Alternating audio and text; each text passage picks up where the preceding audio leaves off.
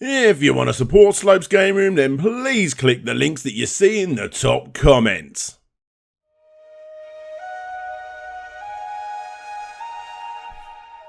Oh, hello. My name's DJ Slope, aka Daniel Ibbotson, the creator of this here channel.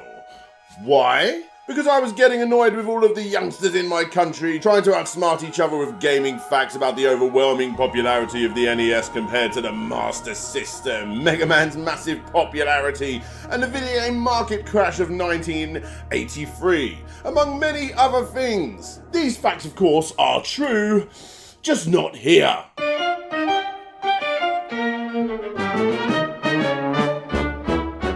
Nothing against you awesome American YouTubers, heck, you're one of the reasons I started a channel. You see, stuff like this and this is not what this country was founded on at all. It was the rise of the 1970s and 80s home computer market. You've heard it before because it's true. Well, actually, it's a little bit debatable, but still, yes, I feel like it is my duty on this platform that's being filled up more and more every single day with gaming fact hunty sort of YouTube channels to tell you our story, to tell you the British story, and tell you the truth of gaming history in the UK. And considering my audience is mostly based in America, today I've decided to go a little bit further and talk about a piece of British history that, rightfully so, is a bit odd to foreigners. Actually, that's a little bit unfair. I'm going to bet my last shilling in my coin purse that a lot of the UK listeners here don't actually know the story behind November 5th. So put down your NES controller because that LGN game isn't nearly as bad as the others make out. Go on, go brew yourself a cup of tea and sit in front of your favourite armchair with a digestive or two and join me as we go back to the beginning and try and figure out exactly why us daft British folks celebrate such a weird occasion. And don't worry, there's a game related to this one too. Welcome to Slope's Game Room.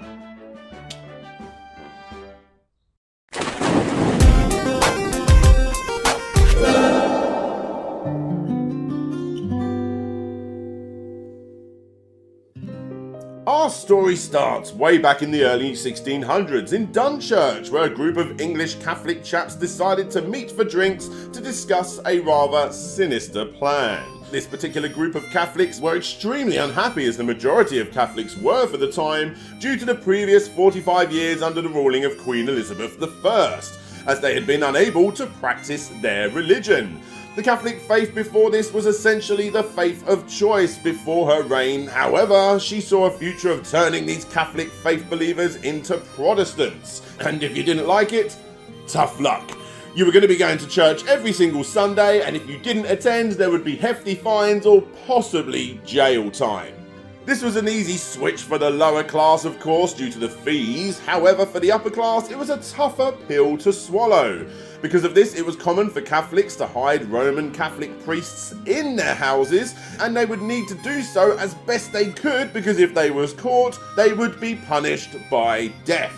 Royal guards would show up unannounced, ransacking houses looking for these priests, but for some Catholic families, this was all worth it, due to their religion. It's what they believed in. It was a tough time, as not showing up for your weekly Protestant mass would not only put the Catholic family down for a future unannounced searching of their houses, but also, as stated, it would come with a hefty fine. Anyway, as Queen Elizabeth's reign ended with her death and King James I taking her place on the throne, the possibility of being granted this religious freedom of the Catholic people started to become a possibility. For a time, Catholics would still be hiding priests even though the house searches and fines had stopped almost completely. But Queen Elizabeth's law was still the law, and it was only a matter of time before the pressure of this previous law was pushed on to King James and he brought back all of those house searches and fines. And he did. But after a period of it not happening to the Catholic people, understandably, they were even more annoyed than before. So much so that some actually wanted King James dead. And this brings us back to that drinking house in Dunchurch, where a group of Catholics led by Robert Catesby were rounding up other Catholics to take down the king. Most, if not all, said no and ran to the hills, so the group continued to attempt to recruit whoever they could on their travels. This eventually led to several men joining the team, including the infamous Guy Fawkes. Guy Fawkes, better known as Guido to many, was not only a Catholic, but was a Catholic that fought in the Spanish-Dutch War of Independence. During this time, he became a bit of an expert in gunpowder. That's an important part of the story there, guys. So this group of 5 decided to rent a property very close to Westminster Palace, and basically with Guy Fawkes' knowledge, they decided to blow it up. As time went on, the small amounts of gunpowder they were buying and importing between them started to fill up the basement of the property, which was actually underneath the palace, and the group grew from 5 to 13. The good thing about all of this is the fact that they were able to build up those gunpowder barrels quicker, because there was more of them.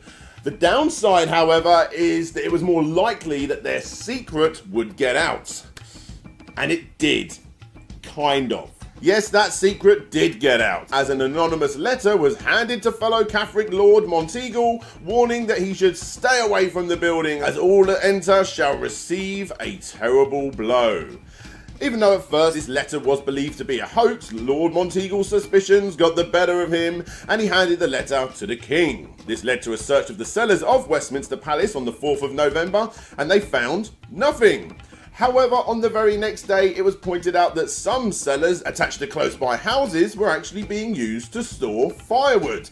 They went to explore the chambers on November 5th, and they found Guy Fawkes in that very room, right next to the firewood, which was on top of 36 barrels of gunpowder. They had stopped him just in the nick of time, as he was dressed in clothes that would have been worn by someone who was just about to flee the scene on a horse. The plan was foiled. He was questioned by the king. He was eventually tortured, as seen here in this rather disturbing signature before and after, which really does show the torture they put him through. And on November 9th, he finally gave up the name of his accomplices. And whilst he waited in jail for his sentencing, the majority of those men who were obviously on the run were killed, and those that were not were banged up in jail with Guy Fawkes. The trial came early next year, and all remaining men were pronounced guilty of high treason. And guys, let me tell you, being found guilty of high treason in 1606 is something you do not want to be found guilty of. Those with a soft stomach might not want to pause the screen right here, because, well, all you really need to know is that, yes, he was sentenced to death, and it was extremely brutal.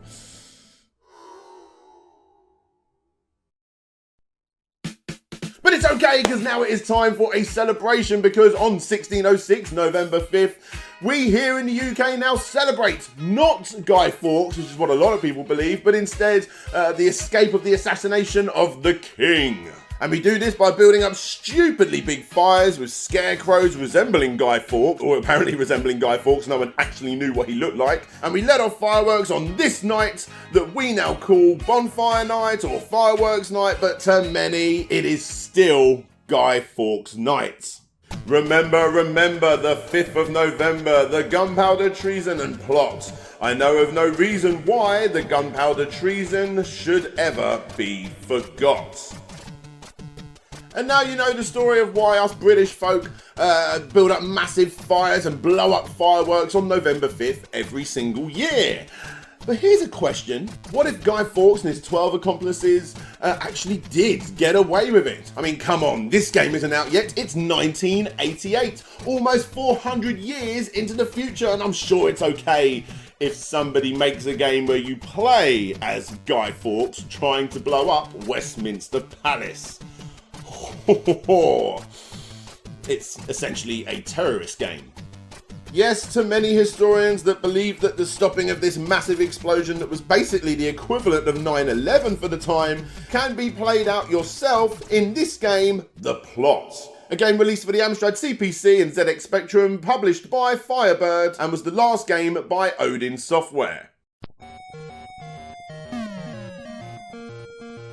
As stated in the game, you play as Guy Fawkes himself, going around collecting dynamite in an attempt to blow up Westminster Palace.